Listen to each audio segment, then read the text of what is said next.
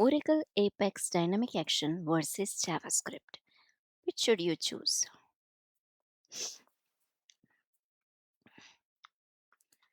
Every Oracle Apex developer hits this wall eventually. Should you use a simple dynamic action? Its dynamic action are easy but can be limited. Or write custom JavaScript. JavaScript is powerful but adds complexity. Choosing the wrong one can turn your app into a maintenance nightmare. I am going to show you my golden rule for choosing between the two so you never have to second guess yourself again. Welcome to Learn Orbit Tech Academy. We make PL/SQL and Apex understanding simple. Today, we are breaking down exactly when to use dynamic actions and JavaScript for the best performance and maintainability. If you find our content helpful, please hit the subscribe button and like this video so you never miss such Apex and PL/SQL fundamental topics and keep building skills stronger and stronger. So let's dive in. Let's start with dynamic actions. These are the crown jewels of Apex low code. One of the best things about Oracle Apex is how fast you can build reactive, modern user interface without writing a single line of front end code. You click a few toggles and elements magically hide, show, refresh, or disable. These are called dynamic actions. Why are they our best friend? Because they are declarative and future friendly also. Let's look at what dynamic actions do perfectly. Let's say we have a select list item P4 status. It has values active and inactive. We have an item P4 reason to for the inactivity, for what reason the status is inactive. Now whenever the status item status have value active, we don't need this P4 reason item. We need P4 reason only when status value is inactive. So to do this, we can use dynamic action. We can create a dynamic action on P4 status by right clicking the item and selecting here as create dynamic action. Even we can go here in the dynamic action section and create our dynamic action from here. I have created already this on status change dynamic action. When this dynamic action will trigger when event change occurs on the item P4 status. And the condition should be that item of P4 status is active. If this condition gets true, evaluates true, then in true value we have action hide. Whenever this condition is evaluated to be true, hide action is performed. Here, what will we hide? We will hide item P4 reason. And what to do if the action is, this condition is false? If this condition is false, means P4 status is inactive, then we have to show. So in the false, we will create action show P4 reason item. See, just look at that. Zero code, perfectly reactive, easy to read, easy to debug with the Apex debugger. Let's run the page and check. Here we go to our dynamic action versus JavaScript page. We have an item status. Here the value is active. So condition is true. Here the condition is true. Value is active. So reason text field is hidden. We are not able to see here reason text field. Now once we switch to inactive, it is shown. So simple. Important is that they are completely upgrade safe. Whenever you upgrade your Apex version, These actions are far less likely to break than custom code. Use this for 90% of your day to day business requirements. But what about the other 10%? Dynamic actions have a ceiling. So when you hit that limit, you need the heavy lifting of JavaScript. What if a client wants a phone number to automatically format with dashes as the user types, turning the given number on the screen to the shown beside it? There is no native format text field in Apex for live string manipulation while typing. This is where we must break out with custom JavaScript. To do this properly, we still use a dynamic action framework, but we change the action type.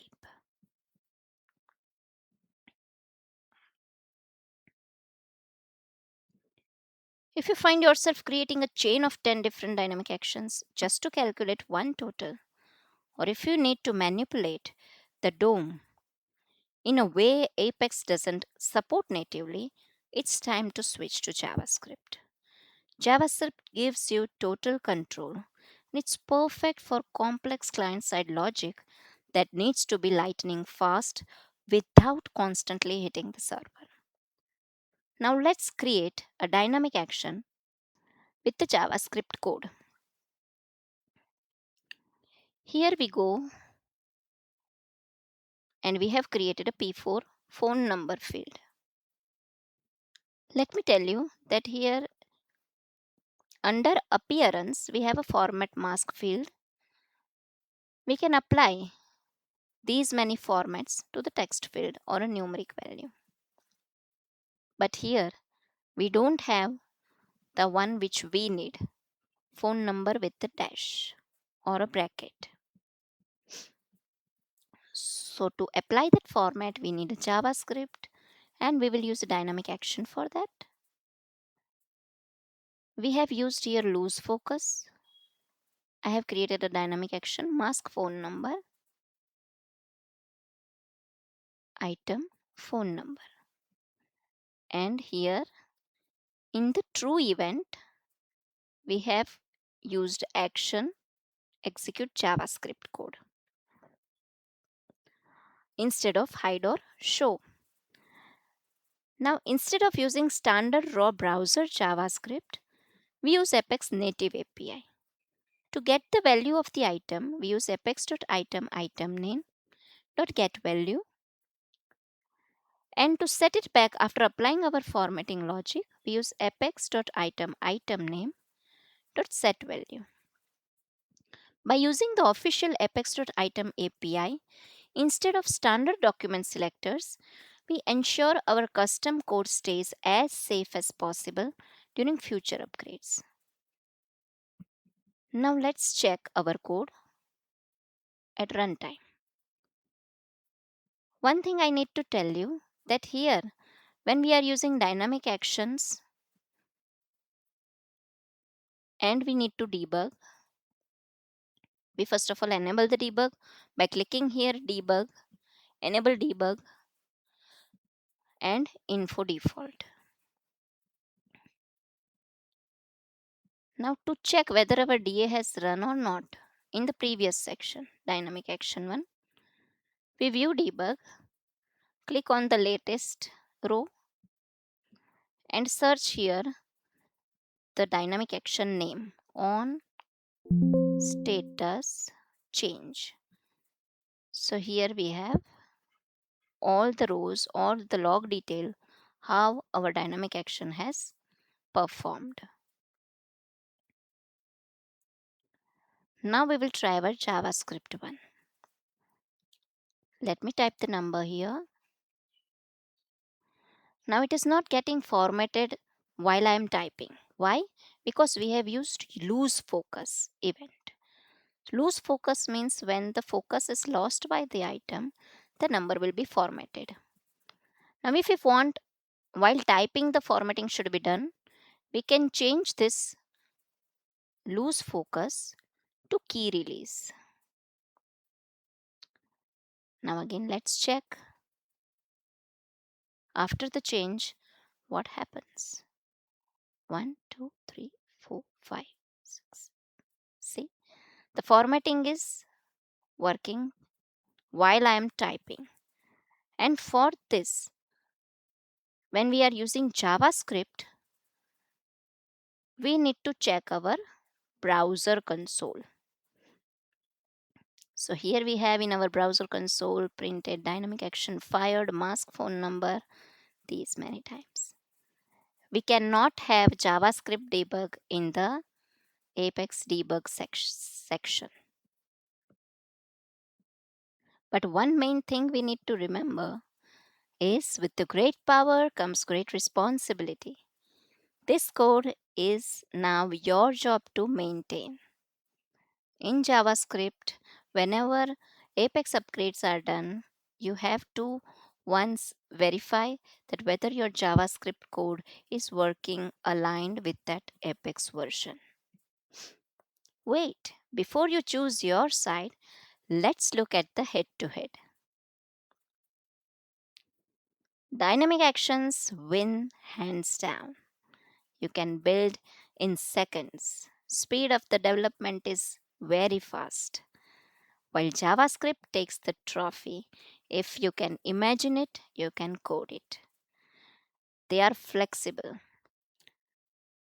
Dynamic actions are easier for teams because they are visible in the builder. JavaScript requires the browser console and more specialized knowledge. It's not about which is better, it's about which tool fits the job. So, here is my golden rule for Learn Orbit Tech Academy developers: use dynamic actions until you can't. Then and then only switch to JavaScript. Don't overcomplicate things early on. Keep your app clean. If a dynamic action can do it, let it do it. But don't be afraid to break out the JavaScript when the logic demands it. I want to hear from you. Which one do you find yourself using more often in your projects? Are you a low code purist or a JavaScript wizard? Let me know in the comments below. If you found this comparison helpful, please do check out my previous video on page processing versus page rendering to see how the server side handles the rest. I will see you in the next tutorial.